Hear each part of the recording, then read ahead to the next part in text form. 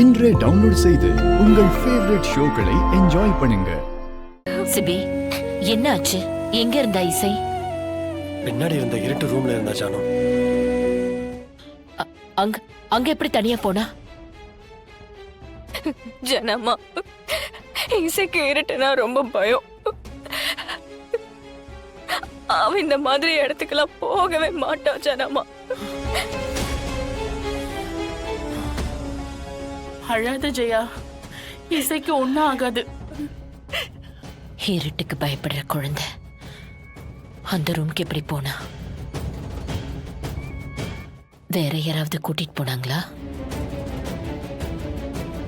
இல்ல அந்த ரூம்க்கு கூட்டிட்டு போய் விட்டுட்டு வந்துட்டாங்களா?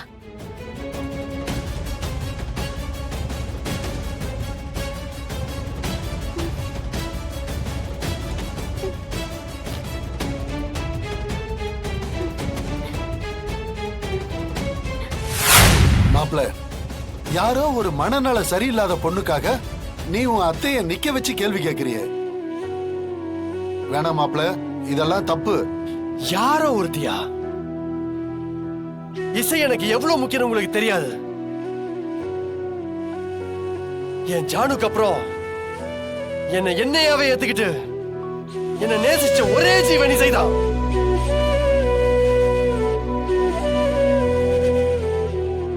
அவளுக்கு நான் யாரு, நல்லவனா கெட்டவனா பணக்காரனா, இது எதுவுமே அவளுக்கு தெரியாது. அவளுக்கு அன்பு காட்ட மட்டும்தான் தெரியும். என்ன சொன்னீங்க? மனநிலை சரியில்லாதவளா? ஒரு குழந்தைன்னு கூட பார்க்காம அந்த இருட்டு ரூம்ல அடைச்சி வைக்க உங்களுக்கு எப்படி மனசு வந்துச்சு? இதுக்கு பேர் தான் சைக்கோ தரம். அதுதான் மனநிலை சரியில்லாதது.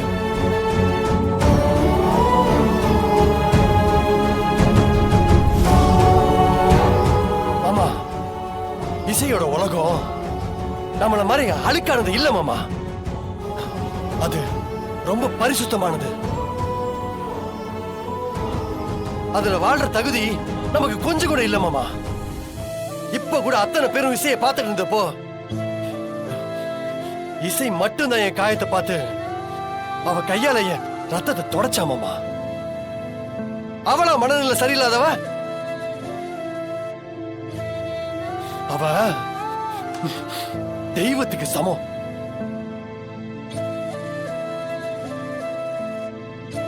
எல்லாரும் நல்லா கேட்டுக்கோங்க. என் ஜானு என்ன நினைச்சு தமிழ் இங்க தங்க வச்சாங்கன்னு எனக்கு தெரியாது, தெரியவும் வேணாம். ஆனா தமிழோட குடும்பம் எனக்கு முக்கியம்.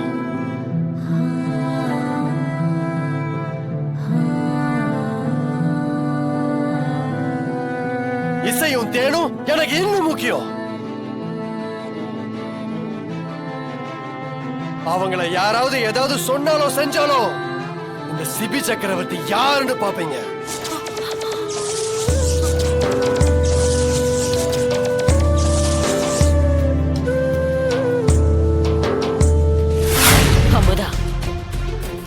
நீ இந்த குடும்பத்துல இருக்கேன்னு சொல்றதுக்கே நான் வெக்கப்படுறேன். எத்தனை வருஷமா ஏன் கூட இந்த வீட்டுல வாழ்ந்திருக்கேன்னு நினைக்கிறதுக்கே அசிங்கமா இருக்கு.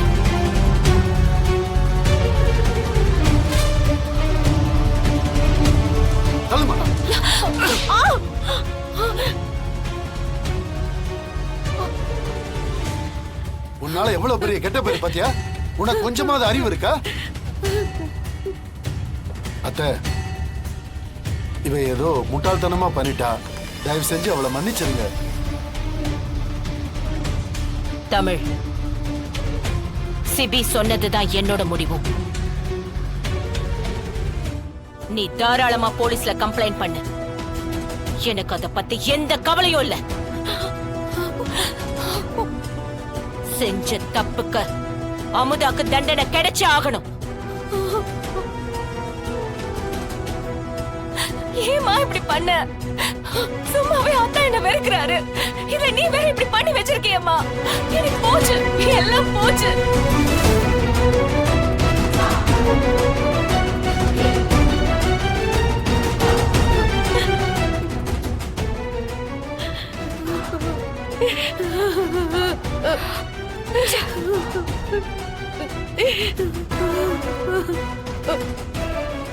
உன்னை இதுக்கு முன்னாடி இவ்வளவு அக்ரெசிவா நான் பார்த்ததே இல்லடா. பின்ன என்னடா, இசை எவ்வளவு சென்சிட்டிவான குழந்தை. அந்த குழந்தை இப்படிலாம் பண்ணா எப்படிடா பொறுத்துக்கிறது? ரொம்ப பாவம் இல்ல. அந்த இருட்டு ரூம்ல அந்த இசைப்புல எப்படிதான் துடிச்சுக்கிட்டு இருந்துச்சோ. தமிழ் கூட ரொம்ப பயந்துகிட்டு இருந்துச்சுடா மச்சான். சின்ன வயசுல இருந்து ஒரு தாய்க்கு தாயா இருந்து வளர்த்தவளா தமிழ். அவ துடிக்கத்தானே செய்வா. இந்த மாதிரி ஆளுங்களெல்லாம் சும்மா விடக்கூடாதுடா. இங்க பாரு, என்ன இருந்தாலும் அவங்க உன் அத்தாடா. அத்தையா? சீ, சொல்லவே அசிங்கமா இருக்குடா. மனசாட்சி இருக்கிறவங்க யாராவது இப்படி ஒரு விஷயத்தை பண்ணுவாங்களா? என்னால அதை ஏத்துக்கவே முடியல. கரெக்ட் தான் மச்சான். பட் இருந்தாலும் ஒன்னால சொந்தத்துக்குள்ள ஏதாவது வருத்தம் வந்துச்சுன்னா அப்புறம் நாளை பண்ண குடும்பத்துல பெரிய பிரச்சனையா மாறும்ல. ஆகட்டும்டா, எது வந்தாலும் ஃபேஸ் பண்ண நான் தயாரா இருக்கேன். தப்பு செஞ்சவங்களுக்கு தண்டனை கிடைச்சே ஆகணும்டா. நீ சொல்லிட்ட, ஆனா தமிழ் என்ன முடிவு எடுக்கும் தெரியல மச்சான். ஆனா தமிழ் இடத்துல நான் இருந்தா அத்தை மேல கம்ப்ளைண்ட் கொடுத்து அரெஸ்ட் பண்ண சொல்லுவேன். இதெல்லாம் மன்னிக்கவே முடியாத குற்றம்டா. இந்த மாதிரி பனிஷ் பண்ணாதான் யாருக்குமே தப்பு பண்ண கூடாதுன்ற பயம் வரும். பெரிய குடும்பத்துல வாழ்ந்துட்டு இருந்தா என்ன வேலை செய்யலாமா? இப்படிப்பட்ட ஆளுங்களை காப்பாற்றணும் நினைக்கவே கூடாதுடா.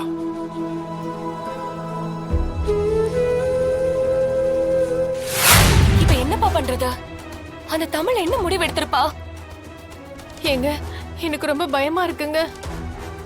அவளை ஏதாவது யோசிக்க சொல்லியிருந்தா கூட மன்னிச்சு விட்டுருப்பா.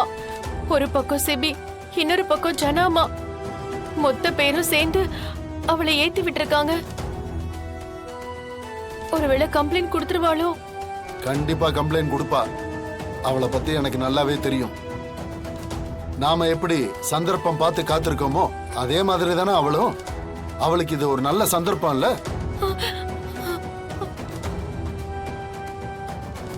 இத பாரு அமுதா, நான் விட மாட்டேன். நீ பயப்படாத, தைரியமா இரு. நான் லாயர் கிட்ட பேசியிருக்கேன். எங்க ஜாமீன் கிடைக்குமாங்க? ட்ரை பண்ணுவோன்னு சொல்லியிருக்காரு. என்னங்க இப்படி சொல்றீங்க? நீ பண்ணது என்ன சின்ன விஷயமா? எவ்வளவு பெரிய அஃபென்ஸ் தெரியுமா? ஐயோ, என்ன ஜெயில தூக்கி போட்டுருவாங்களா? என்னங்க, எப்படியாவது என்ன காப்பாத்துங்க. ஏய் அமுதா, அழாத. அதான் நான் இருக்கேன்ல. அவளை முதல்ல கம்ப்ளைண்ட் கொடுக்க விடாம பண்ணுவோம். அதையும் மீறி கொடுத்துட்டா உன்னை எப்படி ஜாமீன்ல எடுக்கிறதுன்னு பிளான் பண்ணுவோம். தைரியமா இரு.